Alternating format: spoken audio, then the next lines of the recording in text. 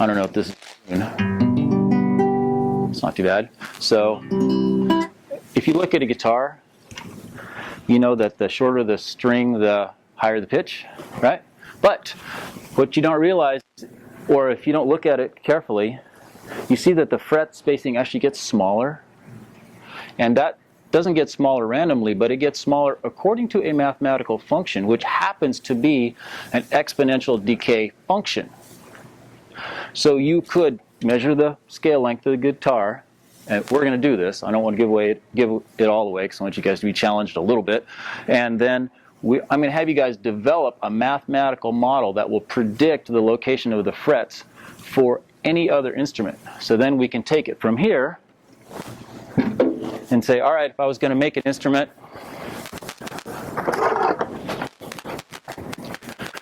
from scratch, which my students do, and you knew the scale length, they could use their mathematical model to predict the location of all the frets, and they can build these things. This one's seen better days, but I was able to have every kid build one of these. They cost 79 cents each.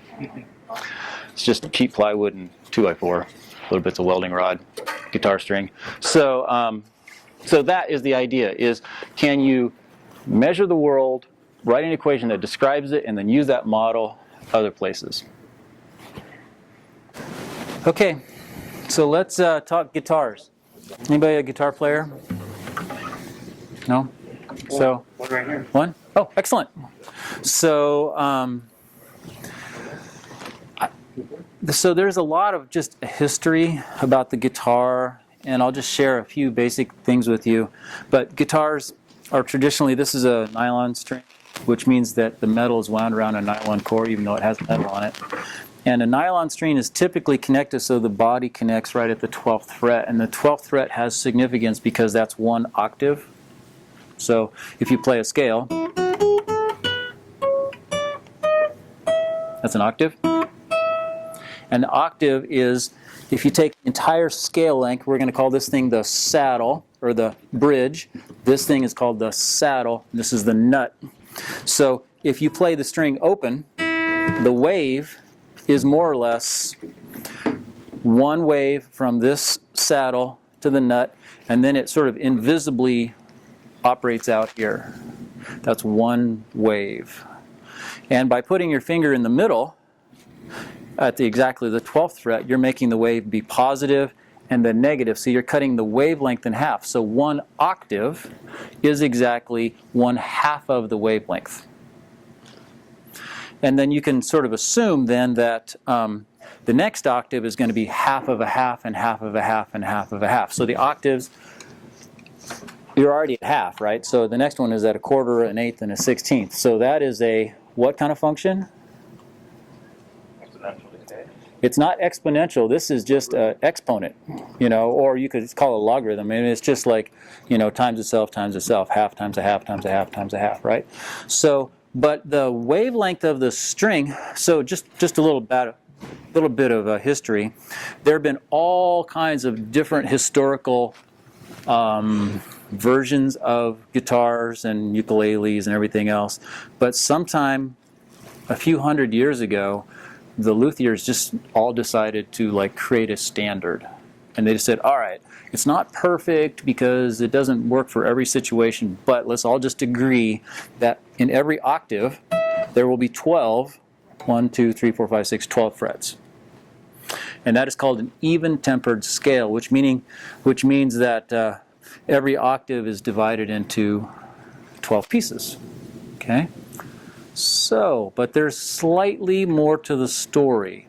Okay, and as you look at a guitar, you can see that these distances get smaller and smaller, and the distance between these frets are getting smaller as you get towards here. So what determines the pitch of the string? Assuming that the weight of the string is constant and the tension of the string is constant, what determines the pitch? The length. So as far as the strings view goes, all that matters is how much you change the length. Whoops. Oh. Okay, and we call that a half step and a whole step. But actually in here is a constant. So my first quest for you guys is, given the whole scale length and then these spaces, can you measure them, equate them, relate them in some way so that you can find some mathematical constant in this fret that has all these changing lengths? So what I'm going to ask is for every group to just kind of clear a little space, get a guitar in front of you, and think about this fret spacing, the length of the whole scale, and is there some sort of constant? That's where we'll start. 28.47, 27.28, 24.97, Fret distance over scale length is a constant. And there's a fair amount of art in this. Right. I think it's really interesting because what you discover is that, okay, and many people have come to this, so I'm just going to sort of whiz through, but basically we're going to call this the fret distance, and then we're going to call this the scale length, and the constant is that fret distance,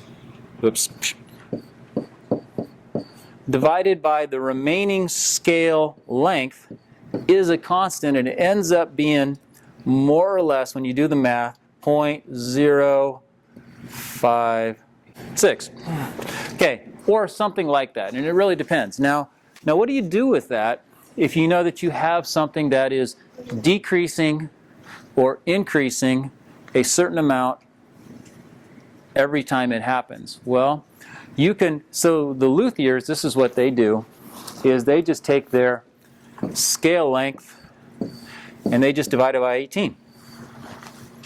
And then they just iterate that, and they just say, okay, because 1 over 18 ends up being more or less about 5%, a little bit more. So they just take their scale length, divide it by 18, they get that number, they subtract it, then they take that number, divide that by 18, they take that number and divide it by 18. This is the rule of thumb that is used by luthiers, and it has worked beautifully traditionally for hundreds of years, because they're really saying that this ratio is like 0.5, or that this is 18 times more or less as long as that. So then, but the actual number is a much more complicated function. The actual number is 17.81. And so if somebody were to take 1 and divide it by 17.81, that would give you the actual number, 0.05614. So there it is. Now, mathematically, we said that we were talking about a exponential decay model, right?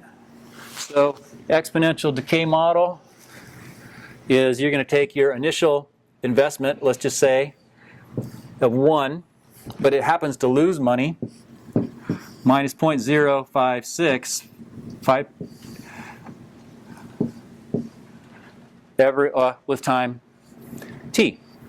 And so as it turns out, if you just replace that with your scale length times 1 minus 0.056, and then we're going to call this your fret number, more or less, right? The number of frets. What you get is 650, 650 times 1, 650 times 0.95, 650 times 95 of 0.95, and it becomes, starting at 650, an exponential decay model. So anyway, this is it.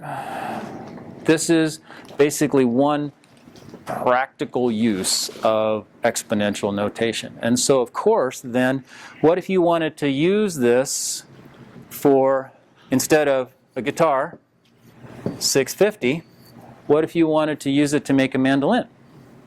Well, you just, give it a new number, 400, and that'll tell you the fret positions of all of the frets on a mandolin.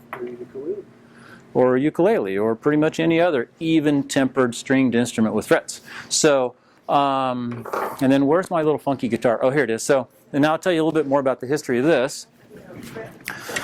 So, I had students make these, And I really couldn't do this in math class. I mean, there's no way to justify and call this math because this is mostly gluing and sanding and painting, you know, with a tiny little calculation. So I can't really do this in my math class now. I did it in my science of sound class, but it works. It has seen better days. It's actually the nut or the saddle is supposed to be way the heck back here, but it all ripped out and it's been sat on a few times. But it does kind of play.